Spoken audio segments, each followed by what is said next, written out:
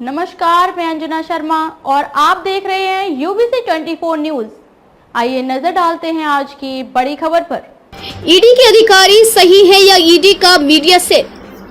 जब मेरे वकील रायपुर ऑफिस गए तो वहां के अधिकारी ने बताया कि कोई भी कार्यवाही नहीं हुई है। जब भी कोई संपत्ति कुर्क होती है तो PMLA 2002 के तहत सेक्शन 5 की नोटिस जारी होती है। बिना नोटिस के कार्यवाही कैसे करें? वृद्ध मां को बेवजह परेशान कर रही ईडी, नोटिस देकर ऑफिस बुला रही। मेरे पास जो संपत्ति है 2015 और 2018 के चुनावी हेल्पनामा में मैंने स्पष्ट रूप से उल्लेख किया है। भिलाई नगर विधायक देवेंद्र यादव ने मंगलवार को अपने निवास में प्रेस वार्ता लिया। प्रेस वार्ता में उन्होंने ईडी की मनमानी कार्रवाई के बारे में बात की। उन्होंने कहा कि ईडी अपने पद और पावर का दुरुपयोग कर परेशान कर रहे हैं। बिना किसी सूचना के, बिना कोई सबूत के कार्रवाई कर रहे हैं। ईडी हम लोगों को बेवजह परेशान कर रही है। ईडी अब मेरी मां को बेवजह परेशान कर रही है और उन्हें बुलाया जा रहा है जबकि उनका कोई लेना देना ही नहीं है। जब इस विषय में मेरे वकील ने ईडी के अधिकारियों से बात की तो उनका कहना है कि कोई भी कार्रवाई के पहले नोटिस दिया जाएगा। आगे विधायक देवेंद्र ने कहा कि मेरे घर में छापा और जांच की लेकिन उन्हें कुछ नहीं मिला। अब तक ईडी कुछ भी साबित नहीं कर पाई है, सूचना आज तक नहीं दिए। सबसे पहले तो ईडी यह बताएं कि ईडी के अधिकारी सही हैं या उनका मीडिया सेल। जब ईडी से मेरे वकील ने बात की तो ईडी के अधिकारियों ने बताया कि कुछ भी नहीं मिला है और कोई कार्यवाही नहीं हुई है। जब भी कोई संपत्ति कुर्क होती है तो PMLA 2002 के तहत सेक्शन 5 की नोटिस जारी होती है। बिना नोटिस की कार्यवाही कैसे मुमकिन है? ईडी की ही मीडिया सेल अलग ही बात कर रही है। विधायक देवेंद्र यादव ने कहा कि सिर्फ यही नहीं, मेरी वृद्ध मां को भी ईडी परेशान कर रही है, उन्हें भी पूछताछ के लिए बुला रही है। मैंने मां के साथ ऑफिस आकर पूछताछ में सहयोग की बात कही है। जब हमने कहा कि उनके बदले मैं आ जाता हूं तो भी वे मनमानी कर रहे हैं। मैंने ईडी से ट्वीट करके जानकारी मांगी है। मैंने स्पष्ट रूप से अपने ट्विटर हैंडल से जवाब मांगा है कि मेरी कितनी संपत्ति कुर्क की है, मेरी कौन सी संपत्ति अटैच है। जब मेरे वकील को कोई जानकारी नहीं दी गई है, अब तक कोई जानकारी ईडी द्वारा नहीं दिया गया है। जो ईडी सार्वजनिक करे कि 56 करोड़ अटैच हुए हैं, उसमें मेरी कितनी राशि है और मेरी कौन सी संपत्ति है। उन लोगों के बीच में संवादहीनता है।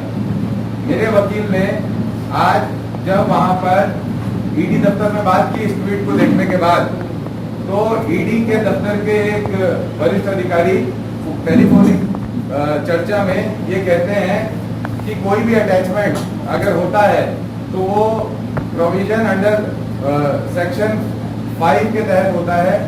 जो ईडी का नियम है under section 5 of provision of money laundering act 2002, इसके तहत कोई भी अटैचमेंट होता है और इसके लिए पहले जिसमें भी किसी भी तरह की संपत्ति को अटैच किया जाता है उसको नोटिस दिया जाता है।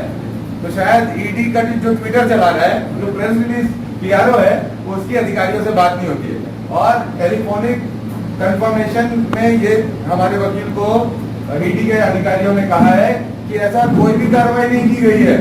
टेलीफोनिक चर्चा में हमें ये प्राथमिक जानकारी आई। हमने ट्विटर देखा, प्रेस रिलीज देखी, हमारे वकील ने बात की, हमारे व्यक्ति पहुंचे, वो बोले ऐसी कोई कार्रवाई नहीं की गई है और अगर ऐसी कोई कार्रवाई की जाती है तो under section 5 of prevention of money laundering act 2002 के तहत की जाती है। वो उसके लिए पहले नोटिस किया जाता है। ऐसा कोई नोटिस नहीं दिया गया, पहली बात। दूसरी बात की संपत्ति की, कि भाई संपत्ति अटैच हुई है, बड़ा चर्चा का विषय हो गया। मैं देख रहा हूँ बहुत सारे लोग सोशल मीडिया में और मीडिया में भी बयान देना होगा चालू कर दिए होंगे। तो भाई संपत्ति अटैच हुई है। तो देवेंद्र यादव ने पहले भी इस बात को कहा था कि मेरे पास कोई भी संपत्ति नहीं है। मेरे पास जो भी है, जो पैतृक, मेरी माँ, पिताजी, दादा, उस समय से पूर्वजों के साथ जो संपत्ति को मैंने चुनाव में 2018 के चुनाव में, 2015 के चुनाव में जो हमने दिया है, वही हलफनामे के हिसाब से मेरे पास कोई संपत्ति नहीं है। मैंने पहले भी कहा। अब मैं आपको फिर से बताता हूँ। ये नोटिस ईडी की तरफ से सम्मन आया, ये आया 29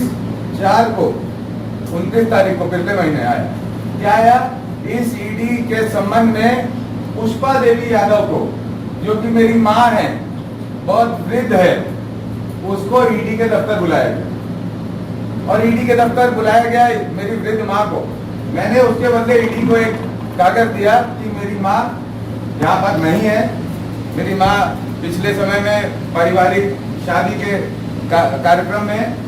खबरों में अब तक के लिए बस इतना ही। फिर होगी आपसे मुलाकात ऐसी ही एक बड़ी खबर के साथ।